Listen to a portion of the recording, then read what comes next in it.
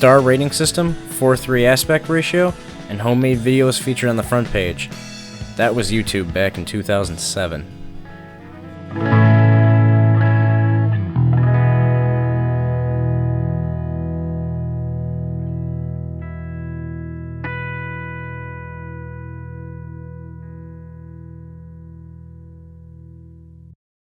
When you type youtube.com into your address bar today, you get a bunch of very popular channels, music videos that have nearly 1 billion views, and barely any original YouTubers. What happened to YouTube? Some will say it started with the Viacom incidents, or the Google buyout, but I think it's just a case of mainstream popularity. YouTube has become very corporate, mostly because YouTube is everywhere now. Video streaming is going to replace television very soon, so big studios and corporations had to stick their hand in. I really don't want to make this video complaining about how money and corporations ruin everything, so instead, we should do a retrospective on old YouTube for the first episode.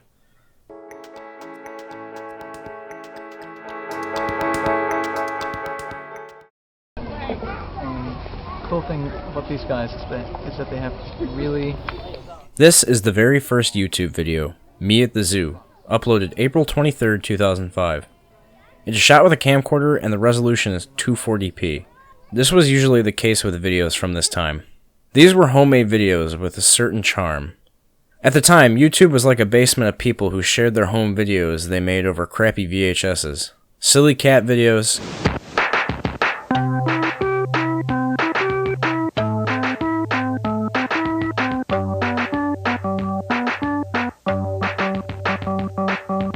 comedy skits, see if you can get past this one.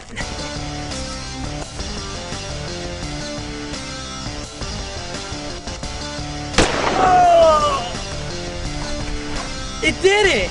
reviews of media, the Coleco video game system. Wow. and commentary. How many people who create videos are actually talented? Not many. I bet it's really hard to even list maybe 10 off the top of your head. And I guarantee you the 10 that you're able to list have their own fucking websites. They were just some of the original content on YouTube. Sure, these things I listed off don't make it exclusive to YouTube, but YouTube has the subscribe feature. Subscribing to a channel would allow them to be in your feed on the front page, which would highlight their recent uploads. You might be saying, well, yeah, that's the point, but it's different on YouTube today. Sometimes I never see new uploads from my favorite channels I subscribe to. Even though I've never watched any Jimmy Kimmel clips on my account, I always seem to have it recommended to me in my newsfeed. I never see any new uploads from small channels like Gimmicks Ripoff or Punkin' Nonstop. And the sad realization is that my channel is also getting buried under these top channels. If this was back in 2006 to 2007, we would have a chance of being featured on the front page and having a higher chance of actually getting views.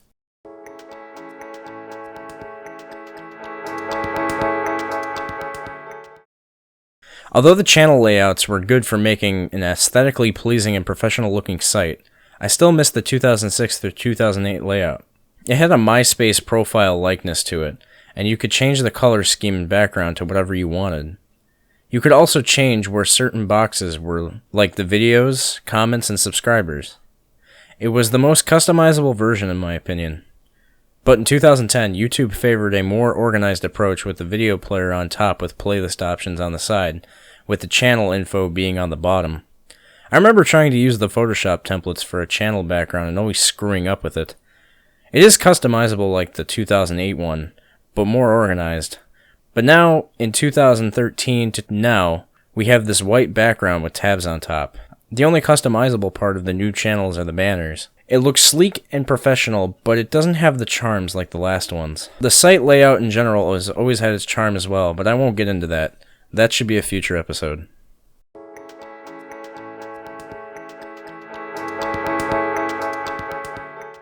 With the creation of YouTube, vlogging, video blogging, became very popular. Despite my personal opinion of vloggers, they are pretty much what made the site what it is today.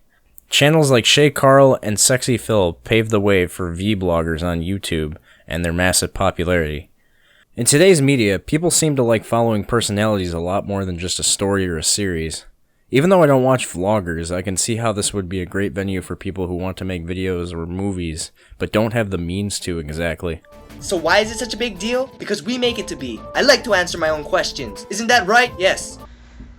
Hi guys, so this is my first video blog. I've been watching for a while and I really like a lot of you guys on here. Wow, this glare is amazing. By amazing, I just mean really terrible. Why is Thailand so anti-glasses? First my black ones break, now I try and wear another pair and all you see is this whiteness? God! Ah, ridiculous. I'm in the glasses mood today too. I wasn't yesterday, but today I totally am. Did I do it? Did I do it anyway? What do you think? What's the verdict? What's the vote? Cracking, you guys. Shane Dawson here.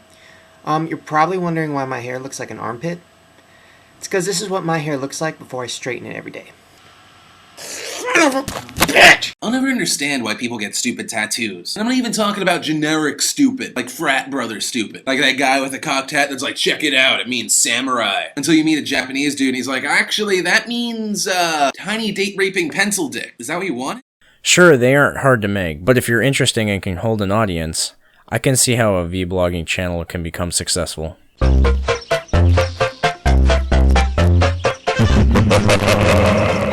Nice of the princess to invite us over for a picnic, eh, Luigi? I hope she made lots of spaghetti! YouTube poops are another story. I really don't know how to describe them from remixes. It all started with Philips CDI game footage of Hotel Mario and the Zelda titles. It sure is boring around here. My boy, this piece is what all true warriors strive for. I just wonder what Ganon's up to. YouTube poops are mostly nonsensical in nature, but YouTube poops have showcased talented video editors, so that's a plus. If you think about it, YouTube poop is a style of video editing in itself. From the constant replaying and reversing, You don't have to do anything. You just have to get up there. Unless you want me to go off to Dallas by myself. Dallas, Salad. Could you pay me in advance? Snance? to the constant color changing. You can see why this has developed a niche audience. Some range from hilarious to downright terrifying. YouTube Poop started with a YouTuber named Super Yoshi testing out Windows Movie Maker, a new piece of software he found in his newly installed Windows XP, using the episode Recycled Koopa from the Super Mario Bros. 3 cartoon. Oh, that's... Wow! I'd say he's hot on our tail! There's only one real solution to this mess. A stray Christmas tree? A Koopa tail! Oh no, Luigi! We gotta get rid of this trash before it turns me all the way into a... Well, you've made it to the end, Slate. Thank you. I didn't expect anybody to get this far. I really appreciate it. Even though this is the first episode of this series, I would really like to improve it. If you can leave any feedback in the comments, or message me, well, there is no messaging on YouTube anymore, so there's something to highlight in the next part. The next part should be coming out in the next week or two. I'll try and see what I can do, even though my schedule's a little busy. I've been trying to make this series for about a year now, and I've made several episodes to which I've scrapped because I just didn't feel like it was a good starting point, like a good first impression. Even though that doesn't matter, viewership doesn't really start off with the first episode, but I would like to start off with something as strong as this opening point, like an old YouTube retrospect, and then go on from there. But that's not primarily the focus of the series necessarily. The YouTube profile series is more or less highlighting YouTube channels more than like the history of YouTube, which to me is a better concept than just, you know, like a history of YouTube kind of series. You really don't see that often. Like, you don't... I've never seen a series on YouTube or a channel dedicated to highlighting other YouTubers in a either positive or like a documentary type light or way. So, this is just the end slate of the video. This isn't really edited. This is just me kind of talking about my feelings, so now I can understand if you clicked off past this point, which is fine. Please do, because this is just practically me filling up time for no good reason. But if you could please leave feedback in the comments, tell me what I should highlight in the next part. Maybe I'll write it in, even though I started writing the next episode. I guess to shill myself, subscribe, please. I really hope you enjoyed my video, and yeah, see see you in the next part.